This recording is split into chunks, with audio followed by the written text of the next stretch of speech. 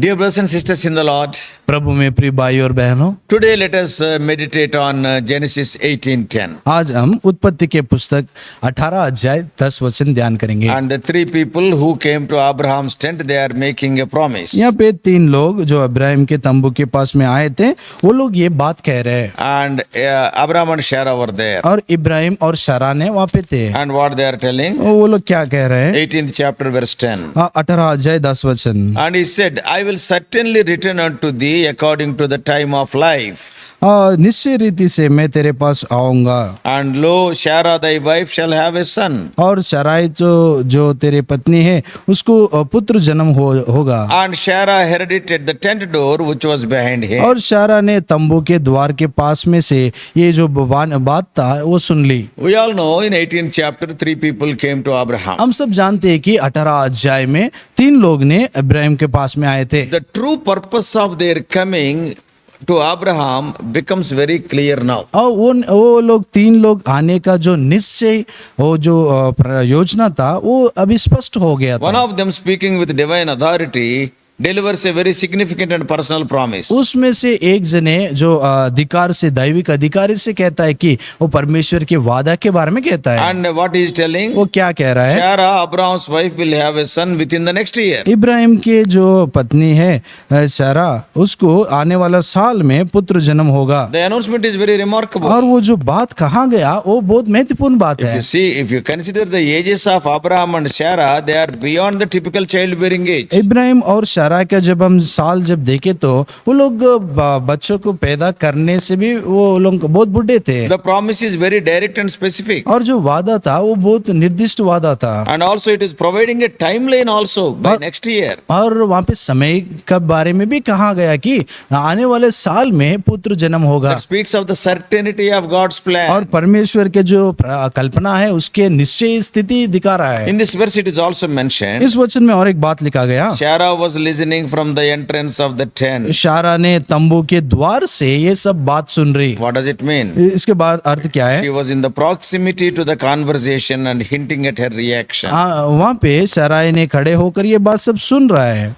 We can see her reaction. और उसका जो स्पंदना है हम देख सकते We हैं। all know in the historical ages. और ऐतिहासिक के युग में हम सब ये जानते हैं। And this promise of a child to an elderly couple seemed impossible. बूढ़े माँ बाप को ये बेटा पैदा होना बहुत मुश्किल की बात Abraham है। was 99 years old. इब्राहिम ने 99 वर्ष के था। Oh, when the promise was made, Sarai was 89. शाराई को जब ये वादा किया था उसका साल था कि 89 का साल था। And in ancient times, उस पुरानी समय में having children was seen as a sign of blessing and prosperity from God. वो बच्चे होना और वो उसका जो दिखता है कि परमेश्वर के आशीष इस परिवार पे है उस रीति से दिखता है। For years, Sarah has been barren. वहाँ पे सालों से सराय ने उसको संतान नहीं था। So that would have been a source of deep personal social shame and sorrow. और पर सराय की जिंदगी में वो सामाजिक रीति से बहुत लज्जित स्थिति था।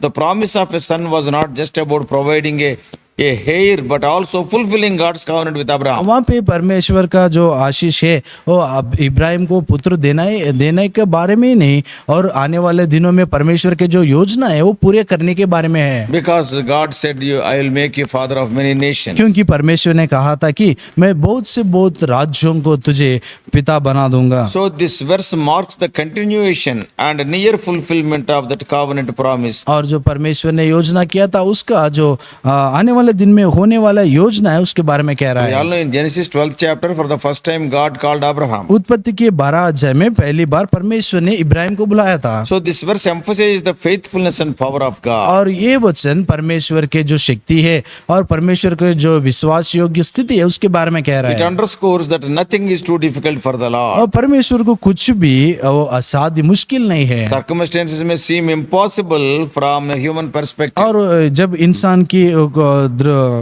दृष्टि से जब हम देखें तो परिस्थिति बहुत असाध्य दिखता है। And also this verse highlights the importance of God's timing. और ये वचन ये भी कह रहा है कि परमेश्वर के जो समय है उसके बारे में कहता है। The promise of a son had been given years earlier. Some time back the promise was made. और ये पुत्र के बारे में थोड़े साल पहले ये वादा किया गया, But the fulfillment was only now being set in motion. और ये जो पूरा होने का स्थिति है अभी होने वाला है। So this teaches that God's promises are always fulfilled according to his plan and timing. और कभी भी हम ये बात देख सकते हैं कि परमेश्वर के जो वादा है और परमेश्वर के समय के अनुसार में वो पूरा होता है। Additionally, और अधिक रीति से, and this verse shows that God's promises are personal and specific. और ये वचन ये दिखा रहा है कि परमेश्वर के जो वादा है वो व्यक्तिगत रीति से है, And those promises directly involve the lives of those he has called according to his purposes. और परमेश्वर ने अपने योजना के जैसा जिस लोगों को बुला है उन लोगों के ये वादा है। This verse serves as a climatic moment in the narrative. और इस संदर्भ में ये जो बात है वो अंतिम स्थिति का बात The दिखाता है। promise of a son to Sarah is a key turning point. और सराय को जो पुत्र के बारे में जो आशीष है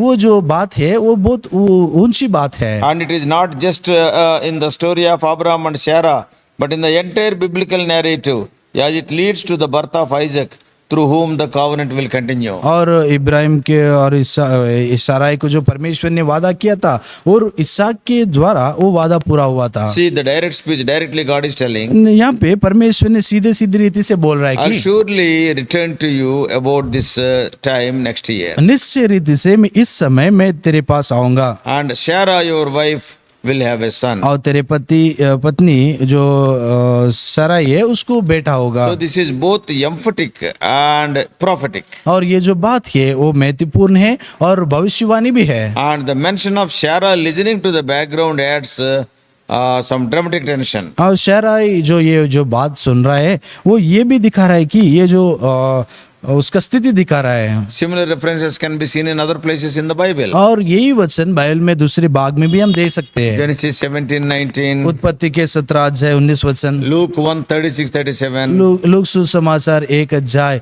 36-27 वचन, Romans 4:19-21. रोमी सुसमाचार 4 अध्याय Like this- 19 से लेकर 21 तक। Like this, many verses are इस there. रीति से बहुत वचन है। But for today's Christian, that is to you and to me, आज का जो मसीह लोग हैं, आज आपको और मुझे, and Genesis 18:10 serves as a powerful reminder of God's faithfulness and certainty of his promises. उत्पत्ति के 18 अध्याय 10 वचन ये जो निश्चय रीति से आज आप लोगों को मुझे सब लोगों को ये ध्यान दिला रहा है। What is that? वो क्या God's दिखाता है? faithfulness परमेश्वर के विश्वास योग and also स्थिति certainty of God's promises. और परमेश्वर के जो वादा है उसका निश्चय स्थिति दिखा रहा It है। encourages believers to trust in God's timing. और परमेश्वर के जो समय है उसके ऊपर विश्वास करने के लिए विश्वासियों को प्रोत्साहित कर रहा And है। to hold on to the faith even when circumstances seem impossible. और परिस्थिति जब विरोध में है तो भी विश्वास के साथ में रहना है। And this verse also reminds us that God's plans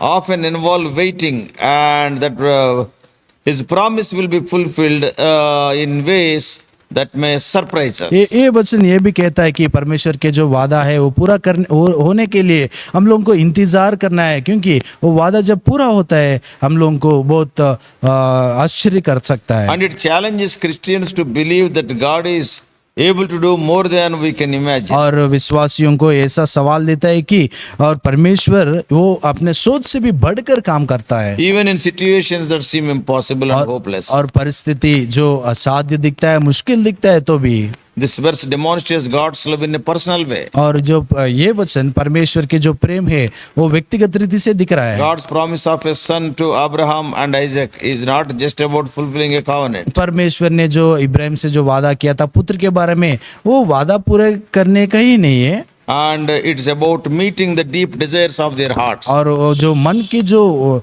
गहराई में जो बात है उसको पूरा करने के लिए परमेश्वर ने देखा था। God's love is shown in his attentiveness to their situation परमेश्वर ने उन लोगों को परिस्थिति उन्हें जान लिया था and his willingness to bless them in such an extraordinary manner. और उसके वो बहुत असाधारण रीति से परमेश्वर ने उन लोगों को आशीष देने के लिए किया था। And the promise of a child is a reflection of God's care and his desire to bring joy and fulfillment to his people. परमेश्वर ने जो पुत्र के बारे में आशीष दिया ताकि उसके वजह से वो लोग, उसके जो पुत्र है, उसके जो बेटे लोग हैं, वो लोग शांति और आनंद पाए। So this verse connects to Jesus Christ. ये वचन यीशु मसीह से भी संबंधित है। In one way, it foreshadows the miraculous birth of Christ Jesus. एक रीति से यीशु मसीह का जो पैदाशी है उसके बारे में ये छाया दिखा रहा है। So all these things the Lord told in advance. ये सारी चीज परमेश्वर ने इससे पहले कहा था। Just as Sarah conceived Isaac in her old age through God's promise, जैसा परमेश्वर के वादा के अनुसार सराय ने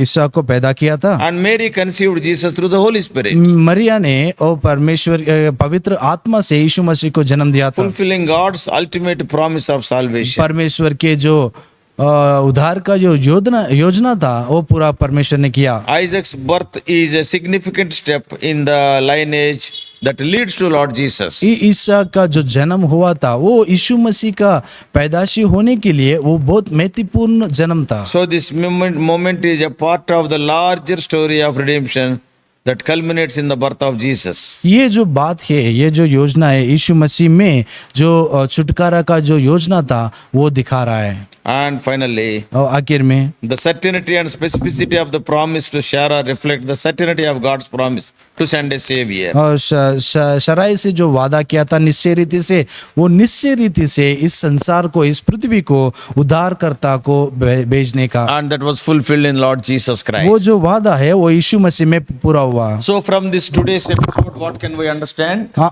आज की ये जो भाग है इसमें से हम क्या ध्यान कर सकते हैं? Number one, पहला है कि our God is a God of impossibilities. हमारे जो परमेश्वर है वो असाध्य कार्य कर सकता है, And he can do anything. वो कुछ भी कर सकता है। And secondly, और दूसरा है he कि will fulfill his promises at any cost. और परमेश्वर ने अपना वादा वो कैसे भी पूरा करेगा। So such a God we are having. वो परमेश्वर हम लोग पा लिए। Let us pray. प्रार्थना करेंगे। Loving Heavenly Father, हमारे प्रिय स्वर्ग पिता, Lord, you are the God of impossibilities. हम परमेश्वर आप असाध्य कर करने वाला Nothing है, is impossible unto you. कुछ भी आपको असाध्य नहीं है। Oh Lord, in their old age, Abraham and Sarah had a son.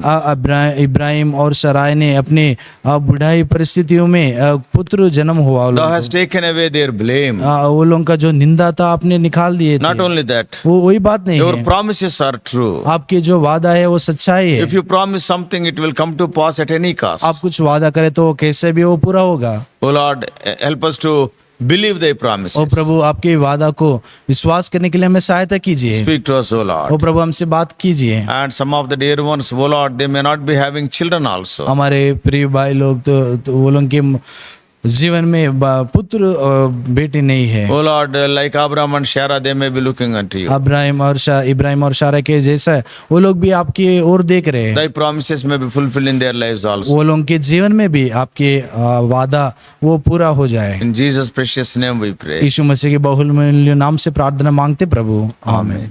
परमेश्वर आप सबको आशीष दे। और भी अधिक आत्मिक संदेशों के लिए John Victor Hindi messages channel को सब्सक्राइब कीजिए।